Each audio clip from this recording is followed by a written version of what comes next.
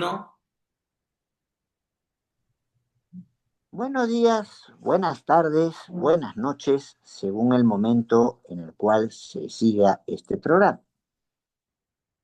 Con la colaboración de un equipo que está tras cámaras, algunos integrantes de justo ahora, Caroline, Marcelo, Franco y quien les habla, Eloy Espinosa Saldaña, vamos a abordar un tema que de suyo es importante. Hay quienes creen que estamos ante las puertas de la Tercera Guerra Mundial, nada menos. Lo cierto es que en este fin de semana ya no se trata de un problema de bombardeos entre Israel y Hamas, ni entre Israel y Hezbollah, ni entre Israel e Irán. Estados Unidos ha participado directamente en bombardear tres centrales nucleares de Irán, una que apuntaba a ser precisamente potencia nuclear y que es dentro de los países árabes un país con que siempre ha tenido una posición propia y radical.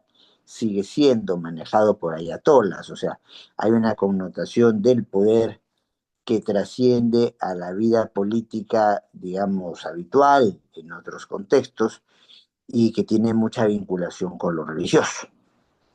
Lo religioso no es malo, lo que pasa es que si el gobernante, por ser gobernante, se siente hijo o hija o intermediario de Dios, ahí sí estamos en serios problemas, porque no tiende a corregir, ¿sí?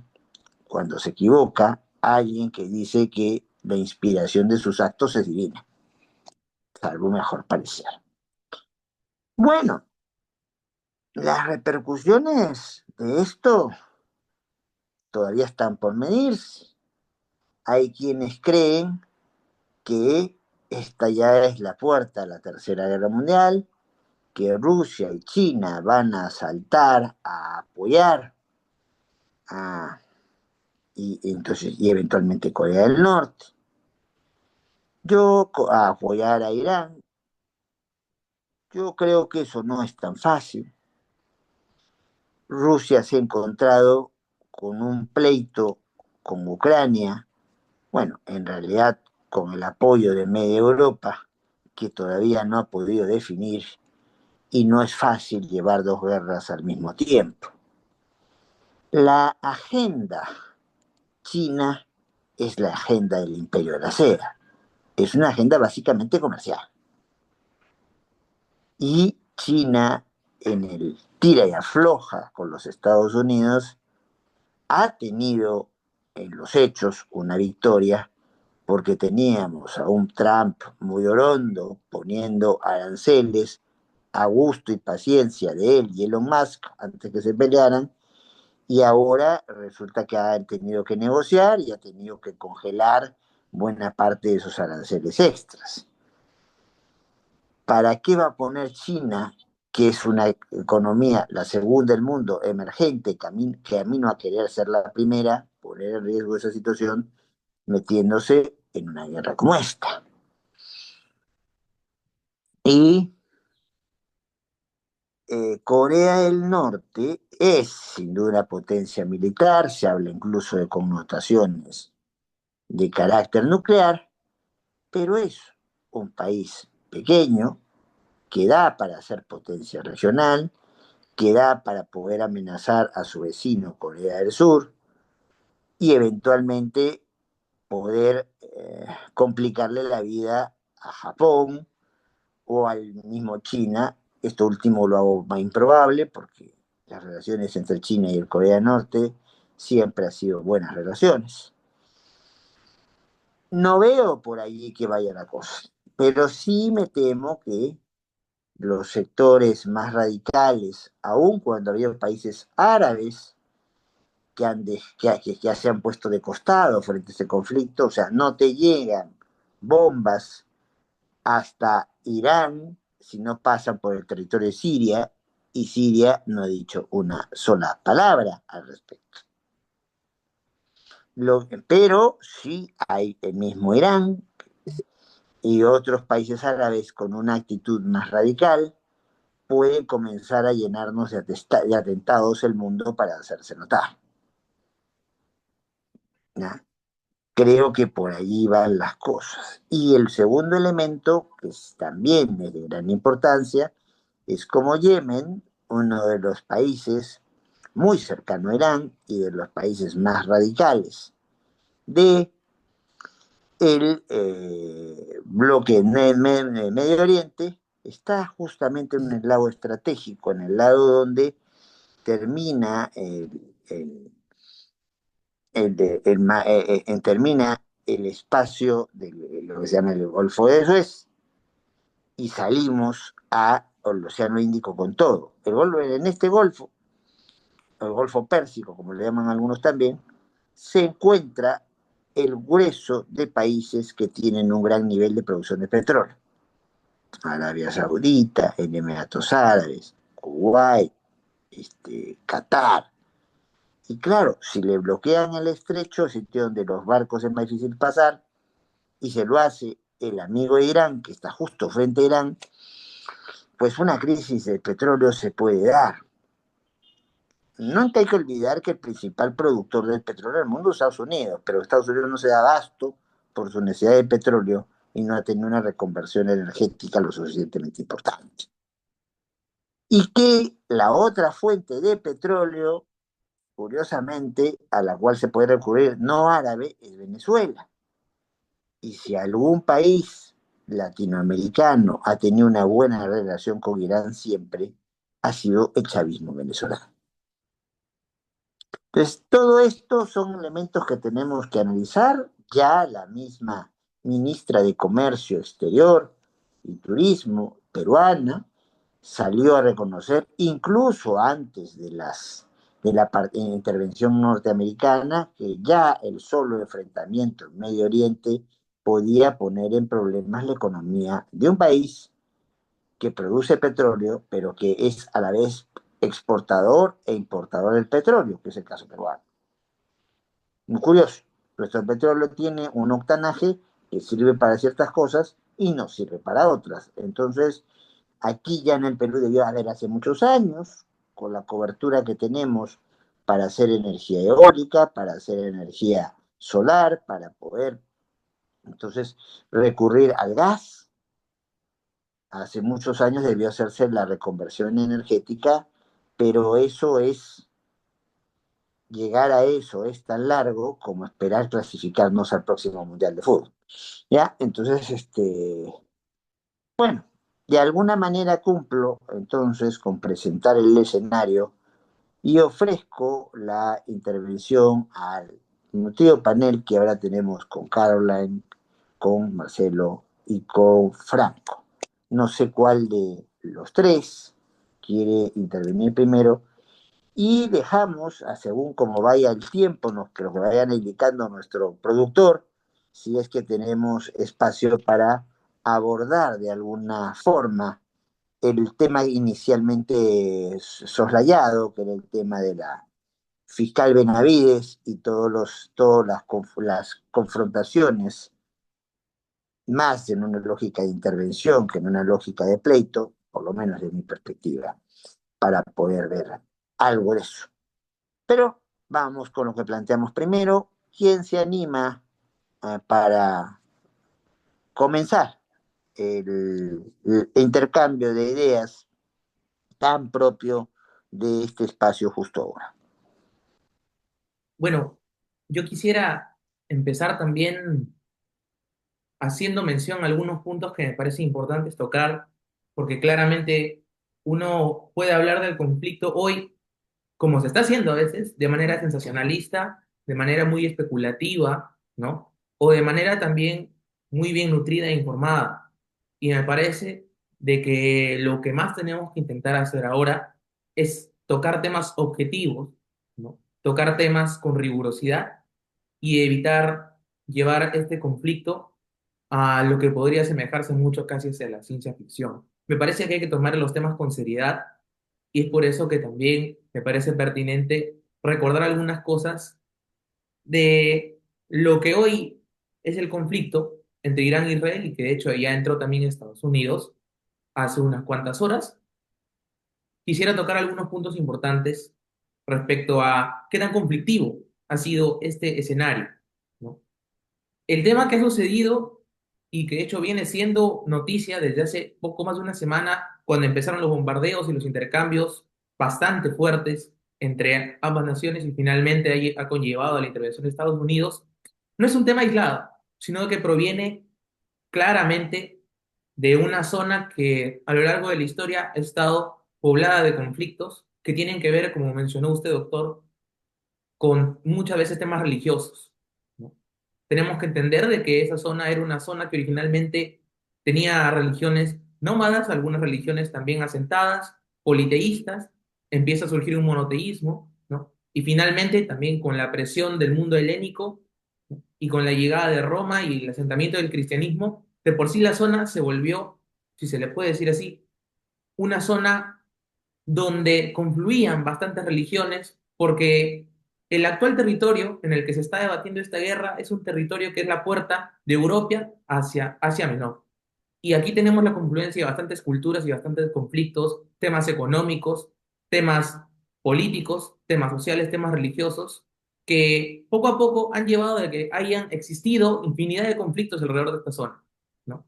Hay conflictos tan antiguos como las cruzadas que hacían los cristianos para poder recuperar Tierra Santa, hasta los más recientes, como las guerras que se libraron desde inicios de este siglo, para debatir diferentes temas que tienen mucho que ver con la religión y los matices que tiene, por lo menos el mundo islámico, y también el aprecio que tiene de su religión el mundo judío, ¿no? Que luego de la Segunda Guerra Mundial le fue conferido, como recordamos, un territorio dentro del Levante, dentro del creciente fértil, y que actualmente también está en disputa y debate, porque no estamos hablando de un tema que solo tenga que ver con lo económico, sino con la visión religiosa que manejan los líderes.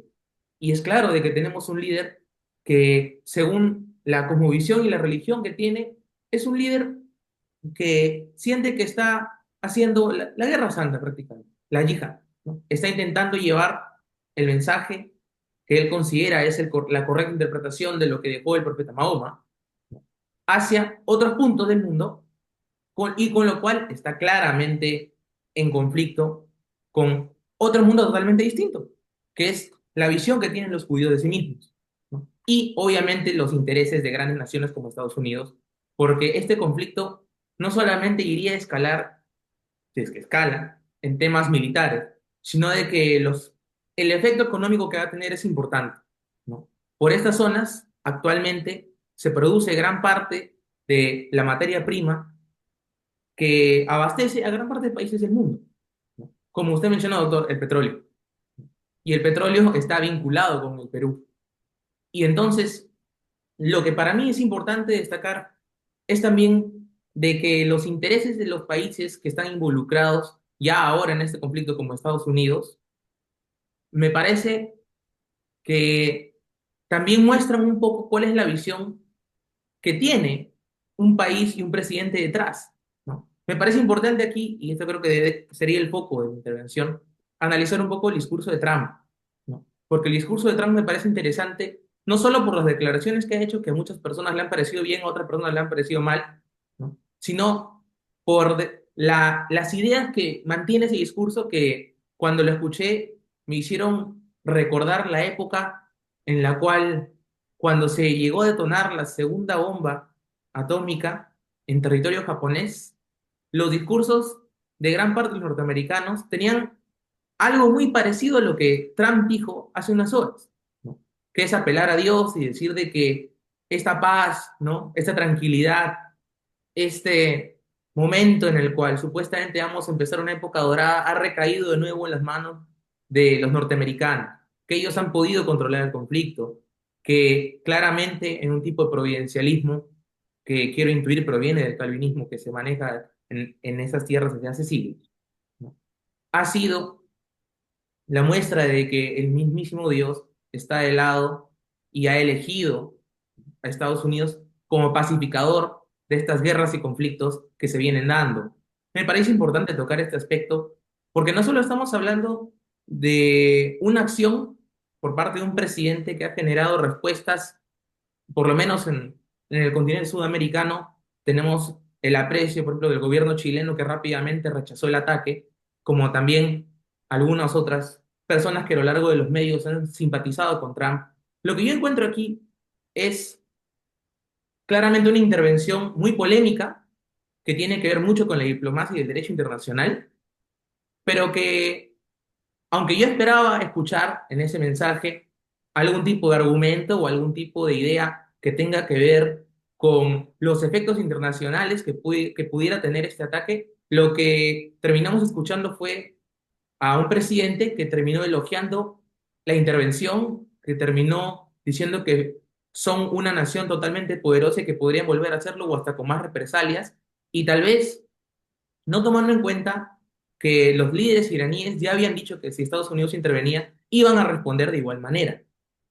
Entonces, yo creo que aquí lo que me causa más incertidumbre es de que en el mensaje de Trump se hayan ignorado tantas cosas que me parecen fundamentales para el derecho internacional y para las consecuencias que podría tener este conflicto, ¿no?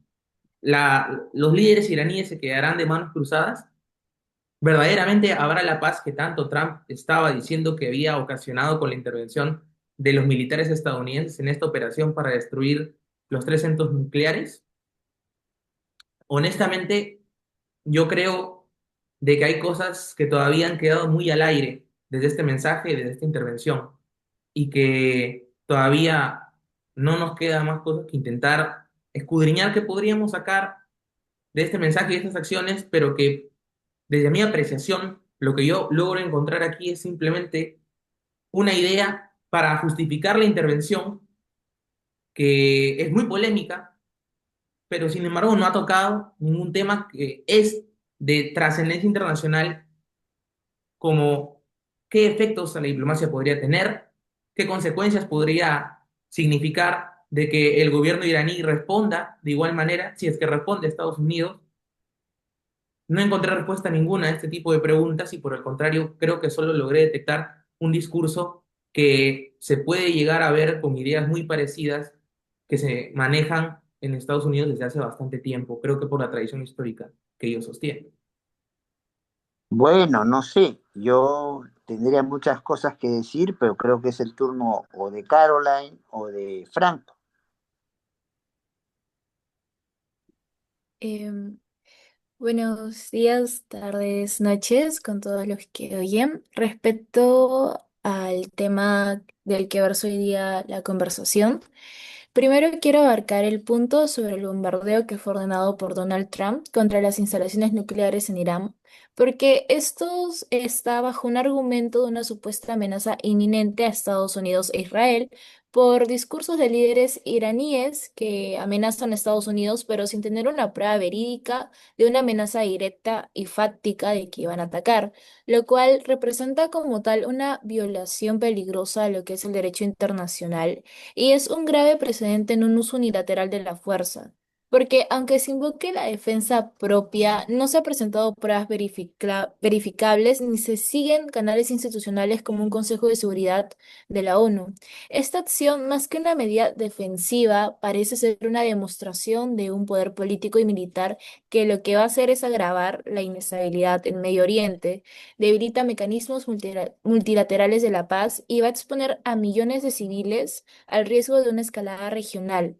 Esto es un problema latente desde 1948 que sigue vigente hasta tiempos actuales y en lugar quizás de apostar por una diplomacia, se opta por una imposición violenta, lo que solo perpetúa un ciclo de violencia y deslegitima cualquier intento real de una solución duradera. Y respecto a una posible tercera guerra mundial y el actuar de los posibles países como Estados Unidos, Este es un conflicto creciente entre Israel, Irán, Palestina, Estados Unidos, y como tal se revela un peligro de una escalada militar global que podría desencadenar una tercera guerra mundial, porque potencias nucleares y regionales se están enfrentándose en una mediación efectiva, y el riesgo como tal no solo se está limitando ahora a Medio Oriente, sino que arrastra consigo consecuencias económicas, humanitarias y hasta políticas que golpean a todo el planeta. Poniendo el caso de nuestro país y cómo podría afectarnos, aunque no esté participando de una forma directa, no está exento, porque sufriría el impacto de una alza de precios en el petróleo, una inflación en alimentos, interrupción de rutas comerciales y hasta una posible desestabilización interna, producto de la presión social y económica existente. Además, como país que busca quizás posicionarse en un comercio internacional y depende de unas relaciones multilaterales, Perú quedaría atrapado en potencias en disputa y perdería una soberanía diplomática. Y es importante recordar que esta situación es de una guerra que ya no es solo local, sino que cualquier problema en una región cargada de armas e ideologías puede incendiar un equilibrio mundial y las consecuencias alcanzarían hasta nuestro país, aunque estemos a miles y miles de kilómetros. Muy bien. Franco. Sí, profesor, buenas tardes con todos. Yo en primer lugar con lo que me quedo del discurso de Donald Trump es que dijo, yo no le estoy declarando la guerra a Irán, sino que le estoy declarando o que a los quienes yo le declaro la guerra o quien yo ataco es el programa nuclear de Irán. En primer lugar, se tiene que considerar que no es compatible el hecho de que se diga que se ataca el territorio soberano de un país diciendo, no, yo en realidad no estoy atacando al país, sino una porción de una repartición, no sé realmente cómo funcione, pero algo análogo a una repartición administrativa del gobierno. No, eso no es posible. Se han mencionado repetidas veces las relaciones internacionales y el derecho internacional público. Exactamente por ello es que se pacta que los países respeten tenga una soberanía propia que sea respetada por los otros. Ergo, tú no puedes bombardear un país violando su espacio aéreo y decir que no le quieres declarar la guerra en un claro acto de hostilidad. Porque ¿qué acto de hostilidad más grande o más claro sería si no es el bombardear el territorio matando civiles, matando ciudadanos de ese país? Ciertamente esto es incompatible con el respeto de, de la soberanía del país de Irán. Supuestamente, como se ha dicho, los blancos han sido totalmente destruidos. Parece que aquí sí habían armas nucleares, no como en guerras pasadas que Estados Unidos ha librado años de conflictos armados y sigue probablemente buscando las supuestas armas nucleares. Me gustaría resaltar también el impacto de la televisación en la guerra. Desde hace muchos años que las guerras se vienen televisando, no así las guerras mundiales, sino las guerras más modernas, y creo que esto ha tenido un impacto muy significativo en la percepción que tiene la población de estos conflictos. ¿Por qué? Porque antes a ti te lo contaban o lo veías tal vez en cortometrajes o en largometrajes propagandísticos que claramente venían con una carga ideológica muy fuerte, pero ahora lo que tienes son reporteros, es reportaje neutral, son videos, son fotos que ayudan a que cada persona conforma una propia opinión y cómo esa opinión puede ejercer presión sobre los líderes políticos, porque ahora no es que Donald Trump venga a decir, no, lo que pasa es que nos han hecho una amenaza directa y por eso hemos bombardeado. Ahora tú puedes ver si el bombardeo cayó de verdad donde él dice, si mató civiles, si no mató civiles, si hubo un cierto daño colateral, cuál fue la precisión. Entonces ahora considero que están mucho más sujetos al escrutinio público. Finalmente ellos van a terminar haciendo lo que ellos deseen, ¿no? Porque como bien dijeron previamente, Estados Unidos es un país que se cree todopoderoso. ¿Qué país tendría sino el rol o qué país tendría el derecho de tener un rol de pacificador? Cuando mencionaron esto me hizo acordar mucho a cómo funcionaba el programa de la OTAN con la defensa masiva, que era que si se atacaba a uno de los países del bloque, todos lo defendían, pero declarándole la guerra al país atacante. Ejemplo de esto fue, por ejemplo, la Operación Tormenta del Desierto. Pero claro, se reconocía que se declaraba la guerra y se declaraba la guerra en base a una ofensa previa, había un acuerdo que legitimaba la defensa de todos y por eso era el que atacaban. No es el caso de, no es el caso de lo que está aconteciendo en nuestro contemporáneamente porque no se ha dado una ofensa real, un daño real que sea suficiente como para legitimar que Estados Unidos sienta violada su soberanía y en base a esa violación ejecute el ya mencionado bombardeo. El aterrizando estos conceptos en nuestro país, El director de Petroperú ha dicho que probablemente se venga ahora una alza significativa en el precio del petróleo y que esto podría beneficiar al país. Bueno, esto va a dejar a la luz una vez más el gran sistema de corrupción e ineficiencia que existe en esta entidad estatal, que se está viendo si entra o no en un proceso concursal o qué se va a hacer con Petroperú. Y bueno, considero que sería algo realmente productivo para nuestro país desde un punto de vista económico el tener una institución fuerte, una institución consolidada, para que si por algún motivo o si la guerra llega a desatarse, el petróleo que nos demanden pueda ser provisto, ¿no? Porque al final del día es una actividad económica. No obstante, parece que este no va a ser el caso porque, como dije, Petroperú está básicamente en ruinas, tanto desde un punto de vista económico como de la gestión. Ya yendo a un lado más humano, una vez escuché una frase muy interesante que es que son los viejos y las personas que tienen el poder los que deciden, no obstante, son los jóvenes los que van a luchar y mueren en las guerras. Pero no creo que solamente ya ahora aquel afectado es el que va a luchar a las guerras, sino cualquier persona que puede ser un civil. A mí me llamó mucho la atención esta historia de, por ejemplo, en los bombardeos de Gaza, de una niña que se dedicaba a repartirle helados a los huérfanos como una luz de esperanza, que la luz fue apagada con una bomba de bastantes kilotones de explosivo que la mató.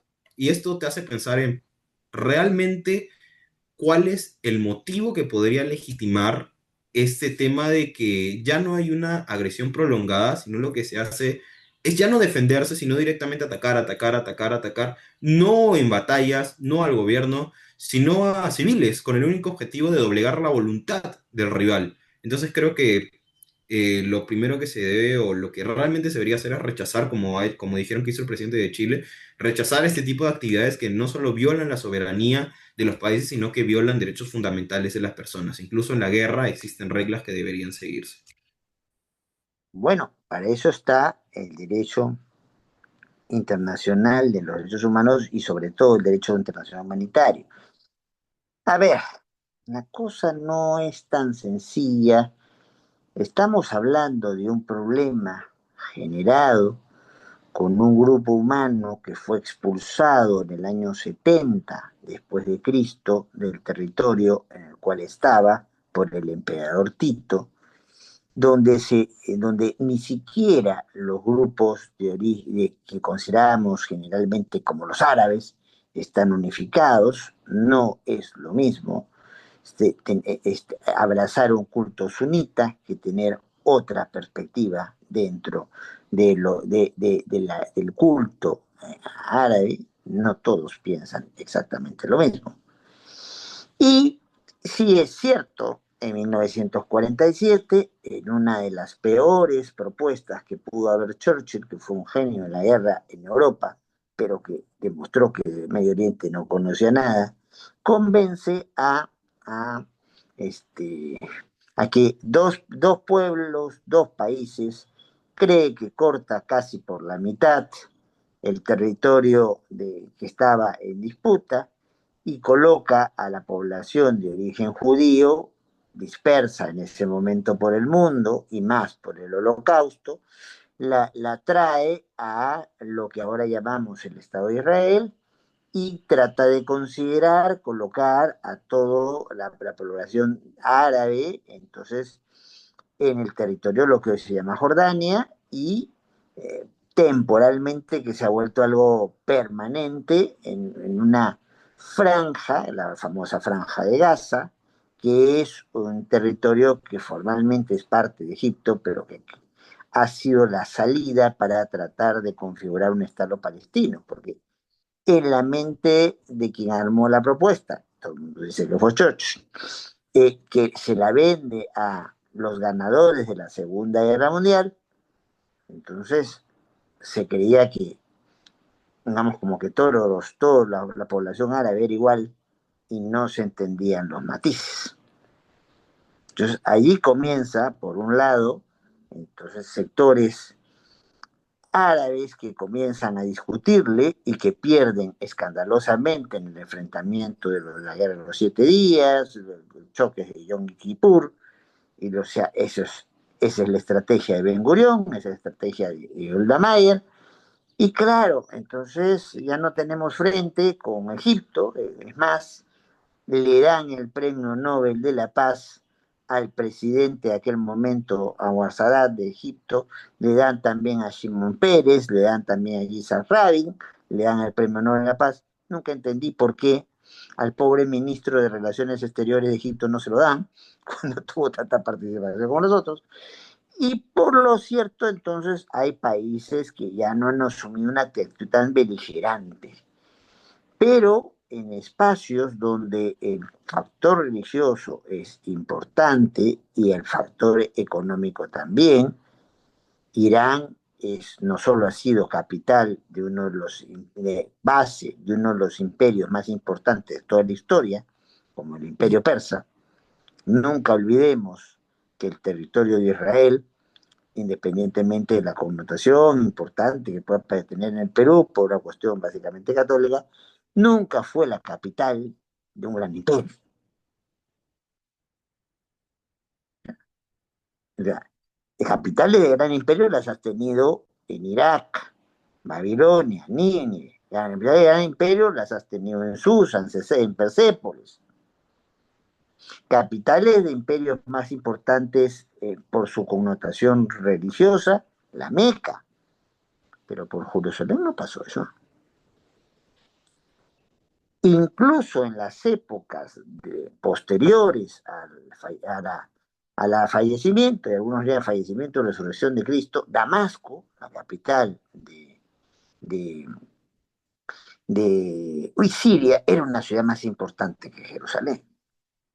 Y cuando los romanos van al lugar, son tan complicadas las relaciones con los judíos que la sede en la cual despachaba el encargado romano, que conocemos todos, hemos sabido de Poncio Pilatos, era Cesarea de Filipo, muy cercana a la actual Tel Aviv.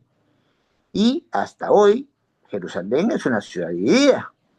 Parte de Jerusalén es Israel, formalmente capital de Israel, aunque todas las decisiones de gobierno se toman en Tel Aviv, y parte de Jerusalén es todavía territorio jordano. Entonces, no, ahí tenemos una situación que viene de antaño, que no está resuelta y que no ha habido realmente una vocación de resolverla. Y si había una vocación de resolverla, ha sido una vocación bilateral, Israel entendiéndose con Egipto, ¿ya?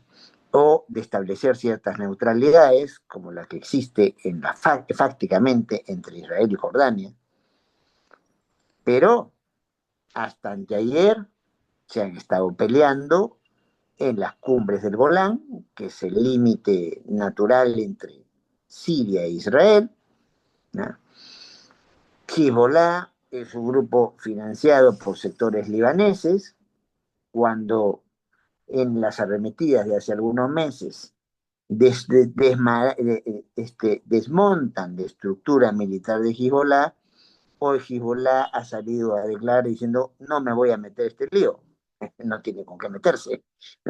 Hezbollah nunca tuvo armas nucleares, en cambio el caso israelí y el caso iraní sí tienen coberturas nucleares. Yo, a pesar de todo lo que he dicho, no, no pienso que el asunto vaya tanto por una tercera guerra mundial tal como entendimos la primera o la segunda. Creo que lo que vamos a tener son guerras de intensidad baja o mediana, pero guerras focalizadas que pueden tener efectos terroristas, eso sí, en todas partes del mundo. Y sí, lo de la televisación es importante, pero los fake news también llegan, ¿ah? O sea, no todo lo que vemos en pantalla es lo que ocurre, ¿ya? Entonces, ¿por qué no apostaría yo en este caso a una tercera guerra mundial? Veamos qué caracterizó a las primeras, a la primera y a la segunda. La primera era un pleito de hegemonía en Europa, porque en realidad en la primera guerra China estuvo de palo, China estaba más pendiente de sus líos con el Japón, y de su propia guerra interna para poder determinar que finalmente el maoísmo se pusiera en el poder, ¿no? Vean El último emperador, una gran película que no, nunca viene mal mirarla y se puede entender todo el fenómeno. Y Rusia estaba a mitad de esa guerra metida precisamente en el enfrentamiento entre zares, mencheviques y bolcheviques, y terminan venciendo los bolcheviques, y con una victoria que también comienza a dividirse con la muerte de Lenin y la determinación si son entonces si son la gente de Stalin o la gente de Trotsky. Finalmente la gente de Stalin y Trotsky es asesinado por encargo en México. Entonces, en realidad allí había una preocupación no resuelta en una Alemania creciente por Bismarck, que ya se había muerto, que quería consolidar su poder sobre Europa y ponerle el zapato, como se lo había puesto en el desastre de Sedan, a, este, a, a Francia y terminar de aislar a la isla Inglaterra, que ya no era ni la sombra de lo que llegó a ser con el imperio, del imperio manejado en la era victoriana, con todo respeto a la señora Victoria, con los pies. Si uno va viendo, entonces se toman ahí todas las decisiones como para adocenarse, como para vivir de las glorias y no como para poder renovarse y convertirse en una lógica competitiva. Eso es un poco lo que le pasó a la Rusia soviética. Cometió todos los errores como para destruirse en el camino. Ese escenario se resuelve con la entrada de la potencia emergente mundial que tenía que tomar opción, y tenía que tomar opción por algo que se ha dicho aquí también, la formación. Hay un estupendo libro de Fernando Rey Martínez, catedrático de Valladolid, que te habla de la influencia del pensamiento calvinista en la configuración de las decisiones de los Estados Unidos. Y aquí hay un elemento muy importante. No solamente es América para los americanos, y por eso nosotros vistos como el patio para el trasero, y a México quitarle más de 1 millón de kilómetros cuadrados. No por algo se llama Los Ángeles, no por algo se llama Nuevo México, no es casual, ¿no? Entonces, sino la doctrina del destino manifiesto, que tiene mucho que ver con la predestinación que se maneja el calvinismo. Entonces, Estados Unidos asume que es potencia no solamente regional, que es lo que le interesa a Corea del Norte, que es lo que le interesa a Chile, por poner dos ejemplos de signos políticos muy distintos, es potencia mundial. Ellos tienen que estar involucrados en los destinos del mundo. Y de ahí la ambivalencia de que cuando pierden espacio económico, cierran las puertas del espacio económico con: yo te pongo aranceles a ti, a ti, a ti, a ti, y al que pierde el costado. Porque, claro, resulta más barato producir un polo Nike fuera de los Estados Unidos con trabajadores y trabajadoras que no tienen los mismos regímenes laborales que hay en Estados Unidos, ya, que pueden tener un material que se compre más barato que los Estados Unidos, pero cuando tienes la producción Made in USA,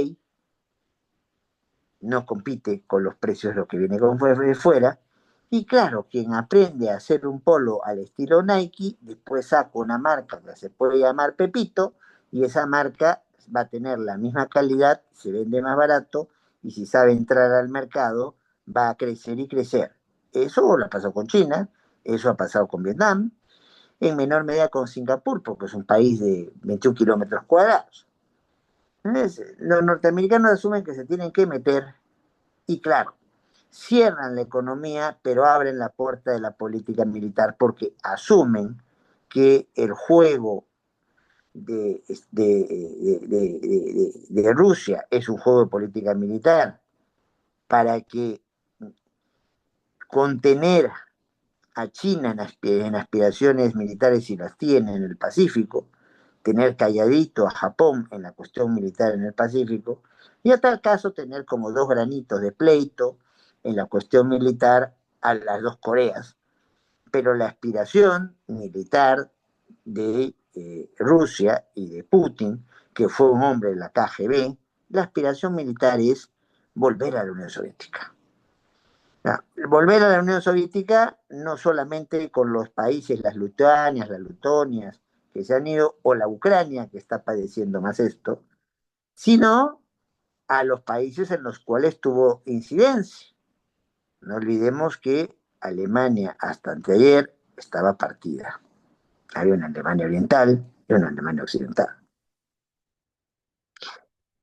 Entonces, en ese escenario, ¿quién es el llamado a poder proteger la ruta del petróleo que yo no tengo en cantidad suficiente? Produzco muchísimo, pero requiero muchísimo y no he sabido hacer la gran deficiencia en temas tecnológicos de Estados Unidos.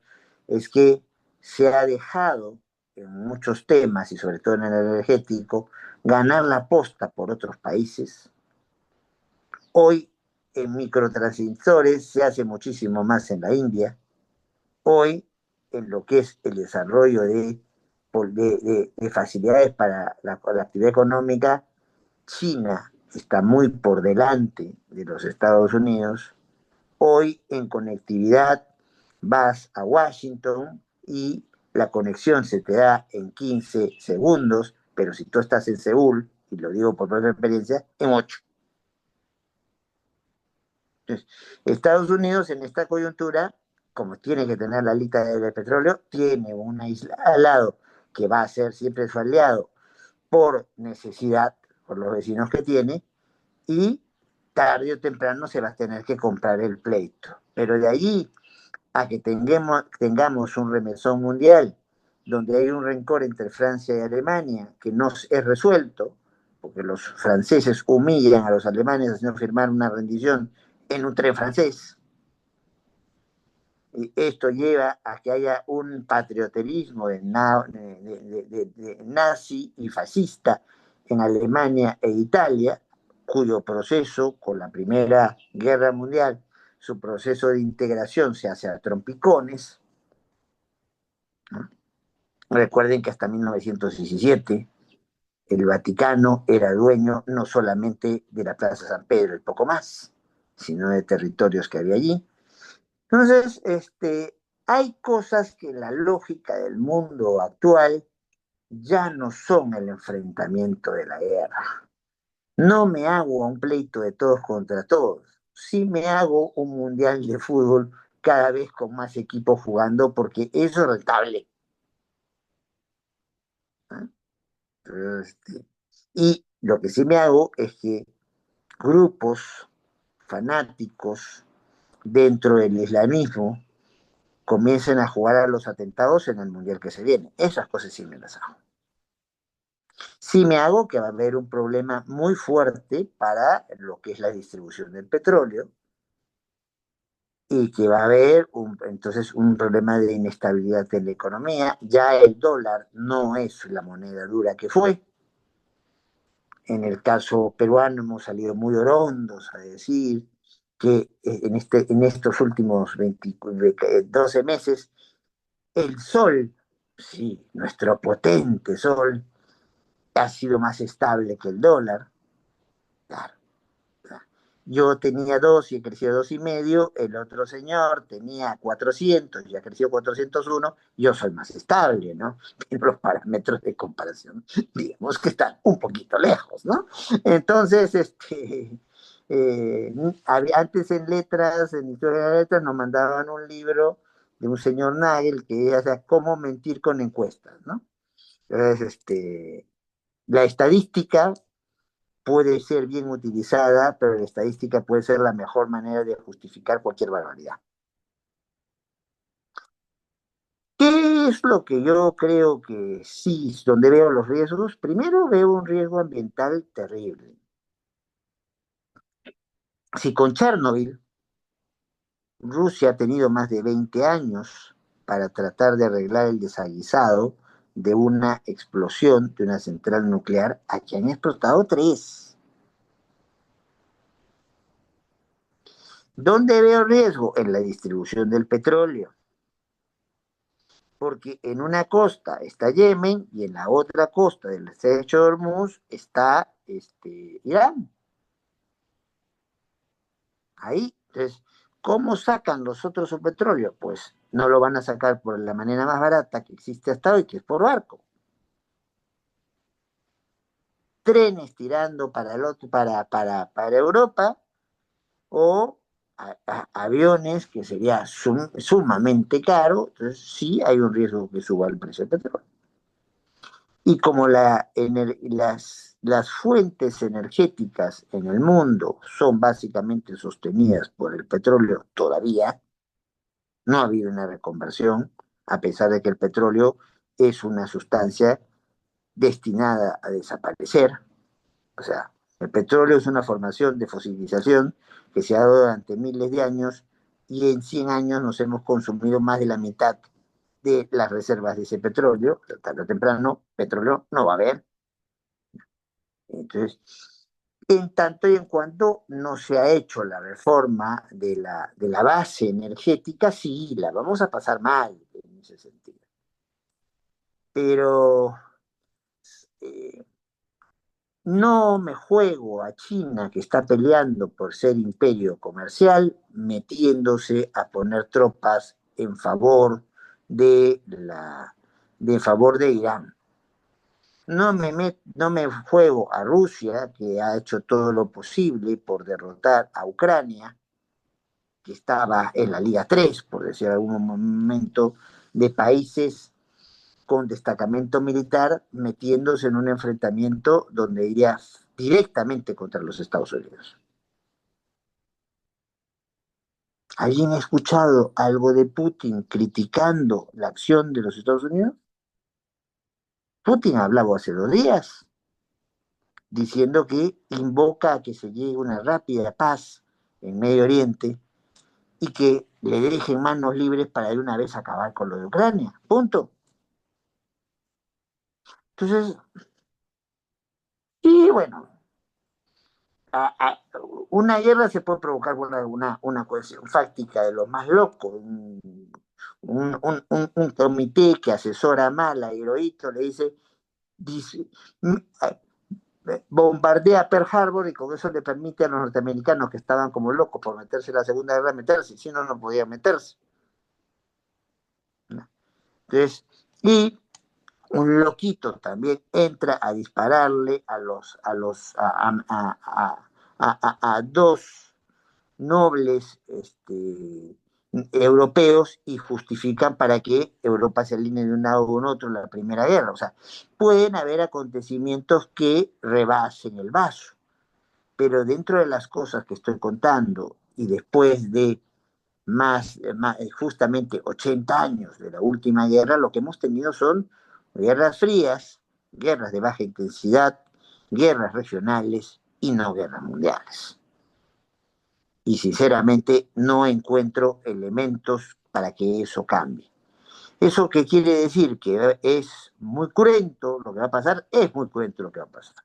Eso que demuestra que las Naciones Unidas como esquema de garantizar seguridad y desarrollo en el mundo hoy sirven de poco o nada. Al señor Guterres lo hemos escuchado con una voz dominante, se ha convocado una reunión extraordinaria de Naciones Unidas para poder ver el tema, que alguien me cuente esos hechos. ¿No? Entonces, hay muchas cosas que no van a funcionar, que se van a caer, pero no veo, sinceramente, un escenario de una tercera mundial. Veo un escenario de gran alboroto institucional a nivel nacional por influjo y sobre todo en ciertas regiones del mundo. Y vamos a ver si Trump, que ha trampizado, si cabe el término, al Partido Republicano, en la próxima elección de la Cámara de Representantes, que es de aquí a año y medio, va a poder sostener la correlación que hoy tiene el control completo del Congreso. Pero si se le voltea una Cámara, ah, ¿ya? Va a ser como nosotros con los chalecos para las motos. ¿Ya? Hay cosas que bajo ciertas condiciones se pueden decir, pero la realidad concreta nos obliga a tener que matizar.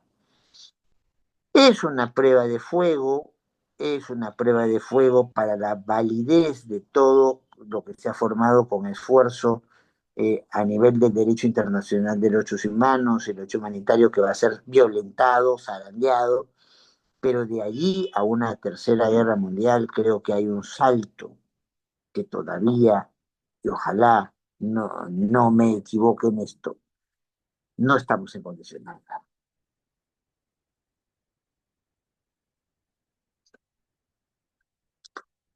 Segunda ronda y última, porque nos hemos tomado bastante tiempo en esto. A ver, ¿quién se anima?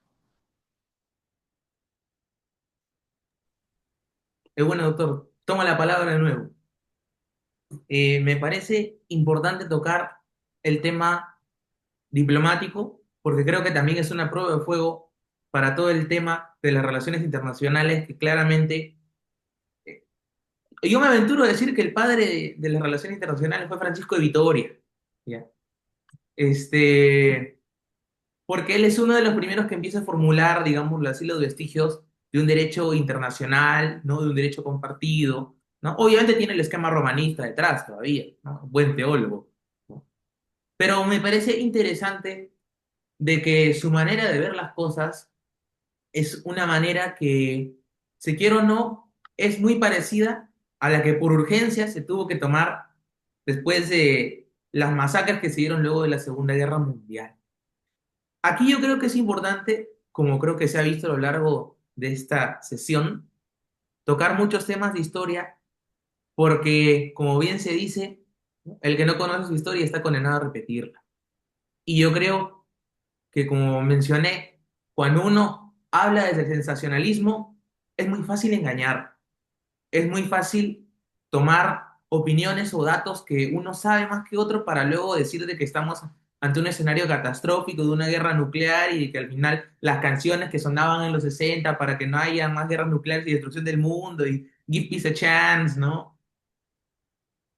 No creo de que estemos en ese escenario, ¿no? O sea, la situación aquí, y esto sí es lo que quisiera resaltar, es de que claramente los costos de transacción se van a elevar si el conflicto se sigue enervando, ¿no? Si se sigue habiendo una situación de tensión que termina siendo que se cierran rutas comerciales y medios, y con lo cual un recurso escaso como es el petróleo, ¿no? Va a terminar elevando los costos de los contratos y también los beneficios calculados, ¿no? Los márgenes de ganancia obviamente van a tener que intentar superarlos, pero con un claro efecto internacional, porque como no ha habido la reconversión de la materia prima y de los hidrocarburos, estamos en una situación donde ya esto no es jugar al profeta, ¿no? Estamos en una situación en la cual lo que va a suceder si los conflictos continúan y que yo no creo que vayan a parar, yo creo que van a continuar, nos guste o no. Lo que vamos a sufrir es un problema económico donde claramente va a tener que aplicarse la lógica de los temas de impracticabilidad comercial, pero dudo mucho de que vayamos a tener una sobreproducción de petróleo, ¿no? Vamos a tener, yo creo, hasta cierto punto solo la elevación de los precios y al final por la necesidad de recurrir a este recurso escaso van a tener que hacer esos contratos un poco más onerosos, pero que al final van a intentar regularse debido a lo que mencioné hace breves minutos, y es el tema diplomático. Rusia, como bien dijo usted, dudo mucho que se aventure a una tercera guerra mundial si es que siguiera el escenario, ¿no? Yo creo que Rusia ha tenido que aprender de los errores, ¿no?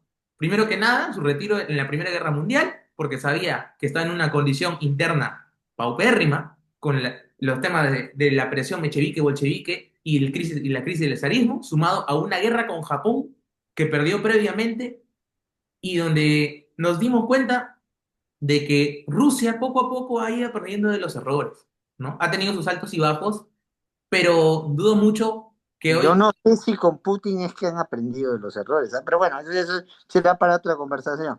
Ya, interesante tema, pero yo creo de que por lo menos hoy con el tema diplomático Rusia podría intentar contenerse un poco más, porque claramente tiene otros proyectos planeados, ¿no? Y como usted dijo, con el tema Putin me parece que sí, su proyecto es reunificar la Unión Soviética, ¿no? Él tiene todavía, digamos, esa idea detrás, pero por el tema diplomático tan fuerte que se ha estado viviendo desde fines del siglo pasado, principalmente por problemas humanitarios, de derechos y de diferentes masacres y abusos que se dieron, yo no creo que Rusia se aventure a dos guerras, ¿no?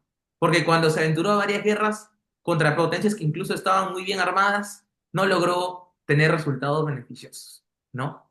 Por otro lado, sí considero que la desaprobación diplomática internacional a los Estados Unidos no sé si vaya a influir demasiado en su política, pero creo que Franco tuvo un punto y es de que hoy, gracias a diferentes medios de comunicación, se le puede hacer más presión al gobierno. No obstante, yo creo que hemos tenido precedentes en los cuales la presión popular no siempre ha logrado movilizar a un gobierno y las decisiones de líderes políticos que claramente, como también mencioné, siguen manejando un discurso y toma de decisiones que está muy influida no solo en Medio Oriente, sino también en los que llamamos occidentales, muy influida por temas culturales y religiosos que son importantes de estudiar. Y aquí también quisiera traer a colación otro libro, el de Max Weber, Ética Protestante y el Espíritu del Capitalismo, que me parece que hoy sería una interesante lectura volver a revisarla, porque creo que podría plantear, pensar cómo es de que han surgido estas ideas y cómo se relacionan hoy con el problema que venimos mencionando, el tema económico.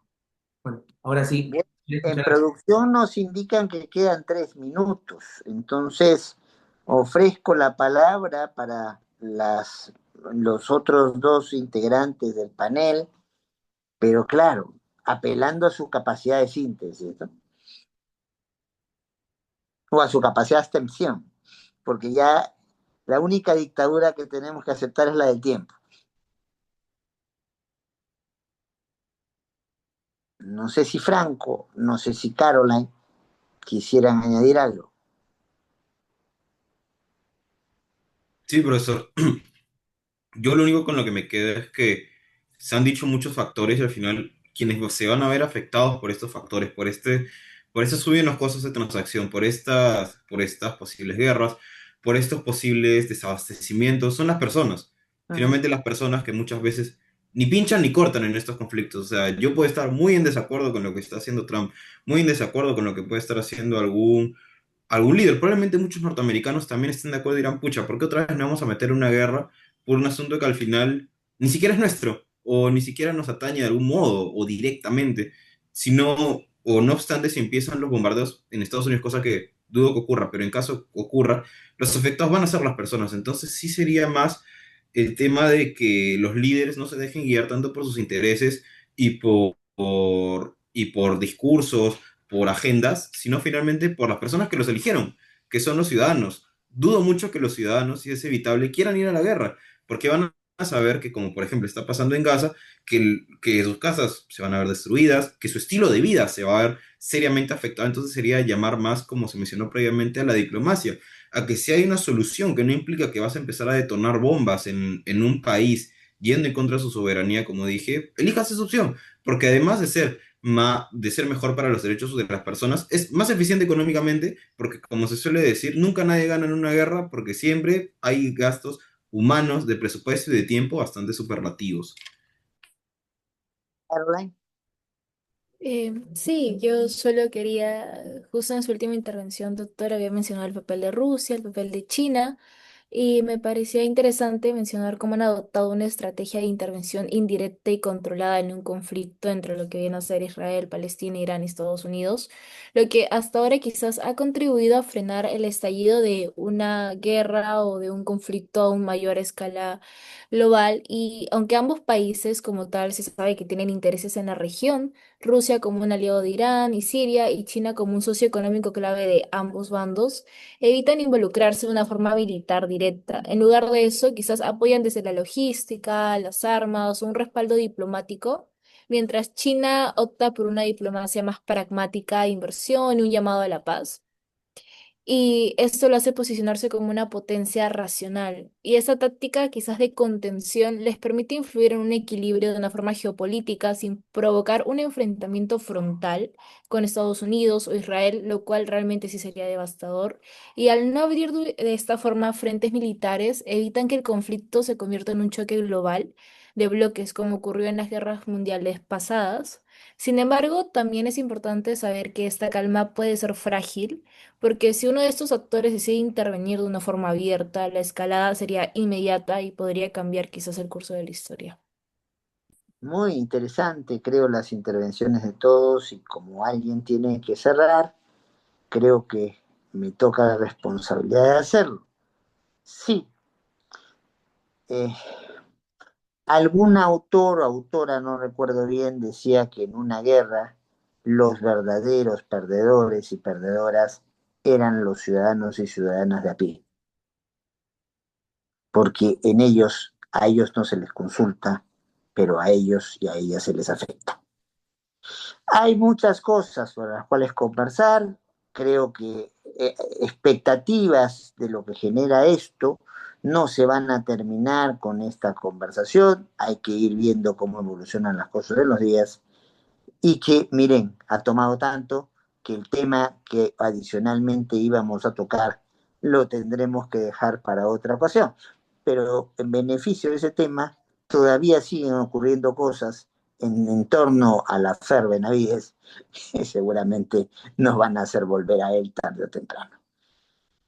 Cumplimos entonces así, nuevamente, con nuestra finalidad como justo ahora, poner temas de actualidad en la reflexión, una reflexión que trata de ser imparcial, que trata de ser técnica, que trata de no ser apasionada, sino poner los diferentes puntos de vista y no necesariamente, como se habrá dado cuenta, coincidiendo entre todo el equipo en todo lo que se dice, porque justamente esa es la riqueza de la discusión de este tipo de temas.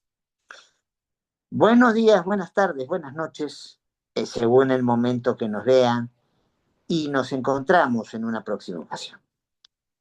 Hasta siempre.